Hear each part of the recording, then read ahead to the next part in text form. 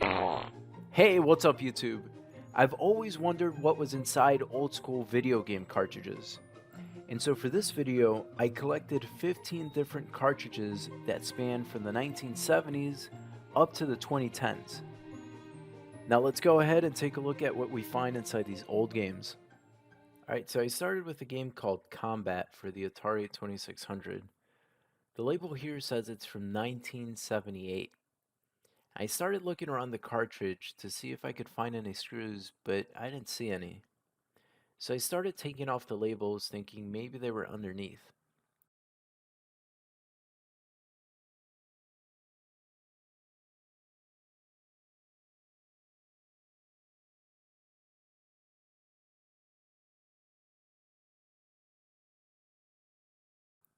And sure enough, there was one screw underneath the main label.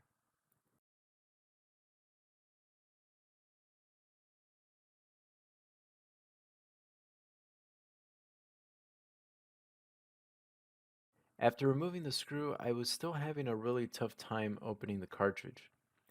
It seemed like no matter how much force I applied, it still wouldn't budge. And after 15 minutes of trying to pry it open, I finally gave up and just decided to break the cartridge open with some pliers.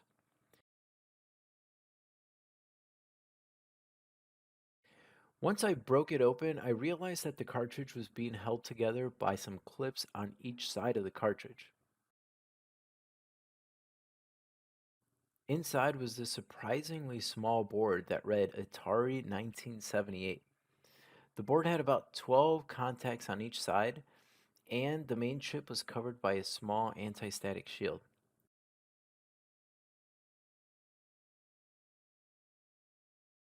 I later decided to desolder the shield, which revealed a chip that read 1978 Atari with some numbers on it. I googled the numbers on the chip, but didn't return anything too interesting, except that one of the search results was for Sears, which I think was the original place where all these Atari games were sold.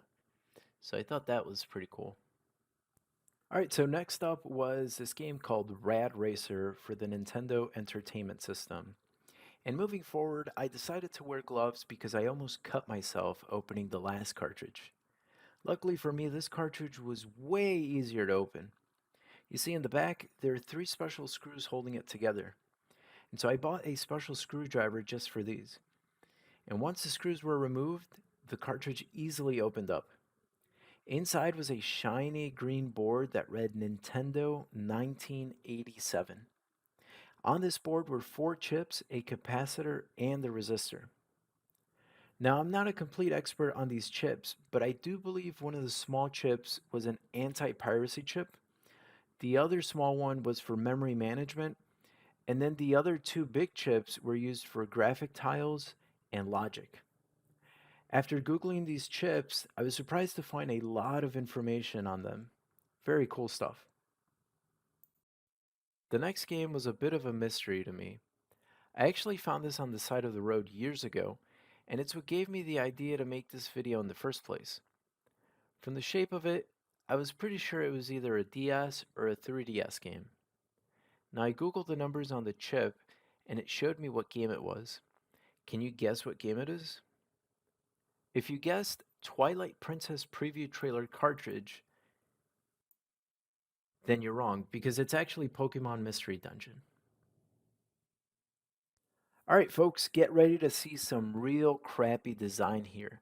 Next up is Hockey for the Intellivision. This cartridge looks nothing like a video game. It's just a blank piece of plastic with a plain sticker on it that says hockey. Somehow they trademarked the word hockey on it. Not sure how that worked, but hey, it was the 1970s, different time, I guess. Just like the Atari 2600 cartridge, I didn't see any screws, so I removed the label but didn't find any screws underneath. I noticed there was like a plastic plate underneath, but I couldn't remove it no matter what. So after 10 minutes or so, I decided to just break it open with some pliers. If you look carefully, you'll notice how they sealed the plastic shut. Normally cartridges would be held together by screws, but this one, for some reason, sealed shut. That means that it would have been impossible to service these Intellivision games in case they stopped working. But to be fair, these cartridges did feel really solid and durable, and I doubt any of them really broke easily. Inside was a thick board with two large chips. I googled the chip numbers and it brought up an old catalog from 1982 from a chip manufacturer called General Instrument.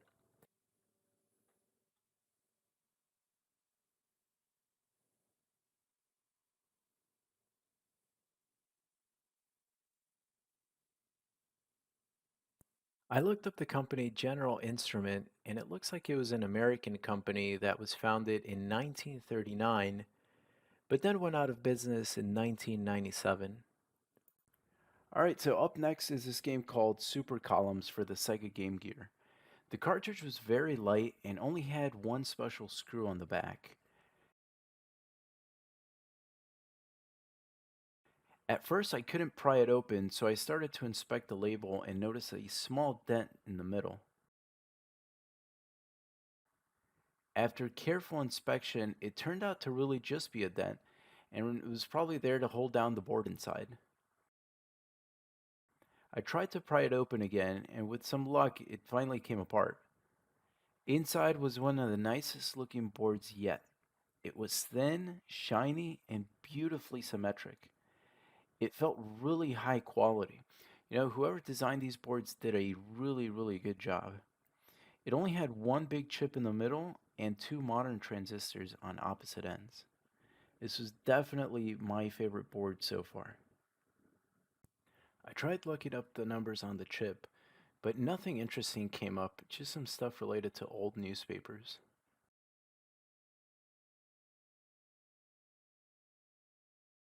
Alright, so up next was a Super Nintendo game called Super Scope 6. Not exactly sure what game this was, but my guess is that it's some kind of tech demo that came bundled with the Super Scope accessory. This one was pretty straightforward. It only had two special screws on the front of the cartridge. And it's interesting how Nintendo and Sega cartridges both use these special screws. I really thought they were unique to each company, but I guess not. The cartridge opened up very easily, and inside was a board half the size of the shell. The board was in very good condition and it looked like it was made just yesterday. It read 1990 Nintendo. This board only had two chips, a capacitor, and two resistors.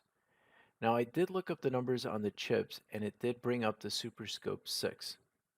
It looks like there's plenty of Nintendo documentation online. Next up was Caesar's Palace for the original Game Boy. Now this cartridge only had one special screw in the back, and after removing the screw, I was able to slide the cartridge open, which I thought was a really cool and unique design.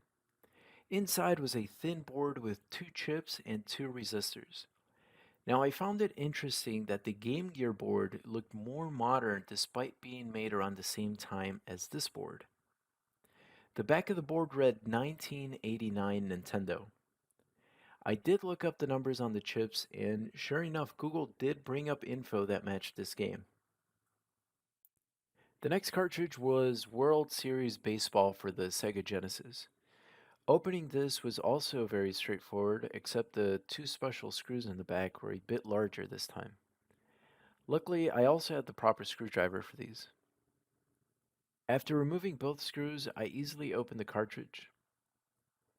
I felt that the plastic cartridge holding everything together felt a little bit cheap compared to the other cartridges we saw earlier. Inside was a very compact board with four chips, four resistors, a capacitor, and a non removable battery. I found it interesting that one of the chip manufacturers was Philips, who's known for their CDI system that also came out around this time. Unlike the Super Nintendo cartridge, this board made a good use of all the space inside.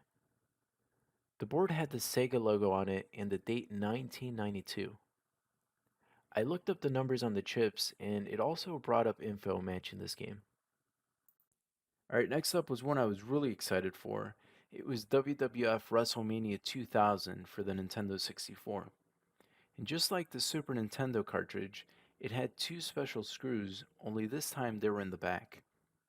After removing the screws, the cart opened up pretty easily.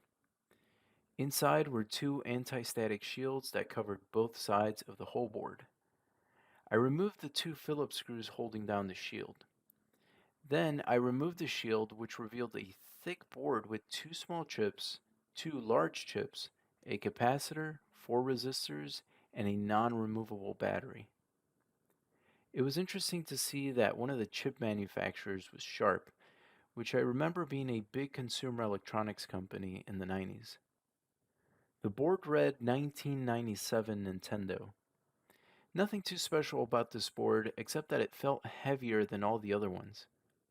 I looked up the chip numbers on it, and it also brought up info on the other games that used similar chipsets. The next cartridge was Super Action Baseball for the ColecoVision. The construction of this cart felt very similar to the Intellivision one, but was much easier to open. Now, I quickly noticed that there were two screws underneath the label, so I removed them using a regular Phillips screwdriver. After removing the screws, I was able to easily open the cartridge. Inside was a narrow board about the same width of the chips it had. It had three chips, all with the date 1983, and all were made by the company Texas Instruments, which is the same company that makes the TI calculators. This board was very solid and had that mustard retro look, which I thought was really cool. The back of the board was very compact, with a lot of traces right next to each other. I googled the numbers on the chips and it brought up some sale listings for similar chips on eBay and other market sites, but there wasn't much documentation on these, unfortunately. Alright, up next was a game Open Season for the Game Boy Advance. I'd forgotten how small these cartridges were. They're almost half the size of the original Game Boy cartridges, which I thought were already really small. It only had one screw in the back, but this one was different from all the other ones we've seen before. It was a special TriStar screw, which I think is more common with modern consoles nowadays. After removing the screw, the cart slid open just like the Game Boy ones. Inside was a very nice looking board that read Nintendo right in the front. It had two chips and some modern transistors on it. I like how this one has the company logo and the chips all on one side. I looked up the numbers of the chips online, and the search results did bring up documentation on other games that use similar chipsets. Next up is one I think you'll find very interesting. It's Pac Man for the Atari 5200. This was probably the heaviest, most durable cartridge yet, and opening this thing was a nightmare. I started inspecting the cartridge and noticed it had the same spring loaded insert cover design as the Atari 2600. I also noticed that it came with these two thick plastic vinyl labels in the back. I think these were originally used on the controllers to let the player know what buttons to use for the game. After removing the controller covers, I noticed there was a screw holding the cartridge together. I removed the screw but could not open the cartridge. I looked around for other possible screws but found nothing. I even tried to undo the clips on the side, but that turned out to be nearly impossible. After 10 minutes, I decided to just break the cartridge open with some pliers. Inside was honestly a pretty boring looking circuit board with two chips and two transistors. The board had the numbers 081930101 stamped on it with ink. The chip said 1982 Atari and were manufactured in Korea, it seemed. The back of the board wasn't too interesting either, except for the Atari logo and the year 82 written right on it. I also noticed that the traces were slightly raised. Not sure if this was intentional or a defect from some kind of overheating.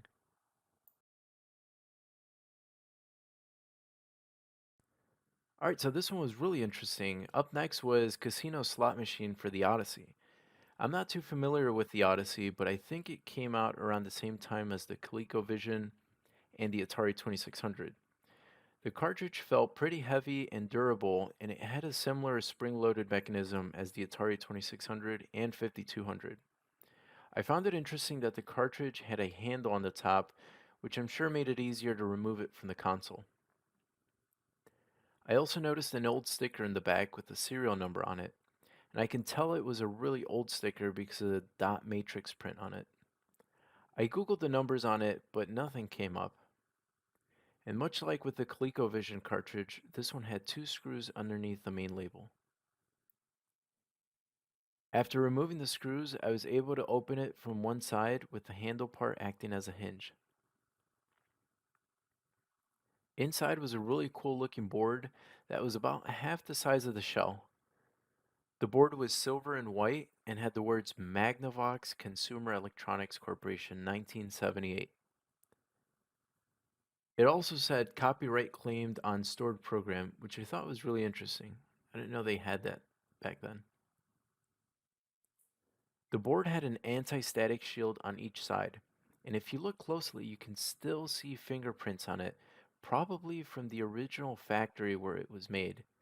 I was careful not to wipe them away. It's pretty amazing knowing that these fingerprints have stayed there for over 40 years intact. It's almost like a modern day fossil if you think about it. I later removed the shields, which revealed this chip. I googled the chip number, but nothing came up. However, this does seem to be another one of those general instrument chips like the ones we saw earlier. Alright, next up was Vegas games for the Game Boy Color. So this one came with a see-through shell, which kind of took away some of the mystery, but I still wanted to see how different it was from the original Game Boy. Honestly, the board was almost identical to the original Game Boy one. Even the case had the same slide open design, the board was the same color, and they had the same number of chips.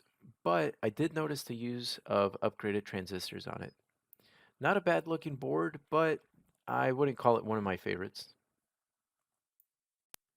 Alright, the last game on this list is Great Golf for the Sega Master System. This one came with the original box and instruction booklet. Now, the booklet and label design were very plain with no pictures or anything like that, which was pretty interesting considering that most of these games were marketed towards children around this time. The booklet and box said it was from 1987. This one was probably the easiest cartridge to open because all you needed was a regular Phillips screwdriver and you didn't have to peel off any of the labels. I removed the screws and was able to easily open the cart. I was surprised to see how small the board was compared to the shell case.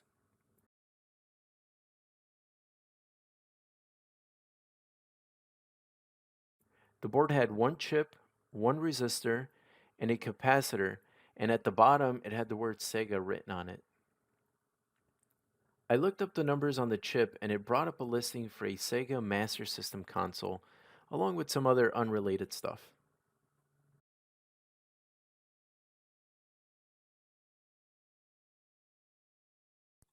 Alright folks, those were all the games I had. Let me know what your thoughts are on this video and tell me which ones were your favorite. I'd really like to hear what you have to say. Thank you all for watching and I will see you next time. Thanks.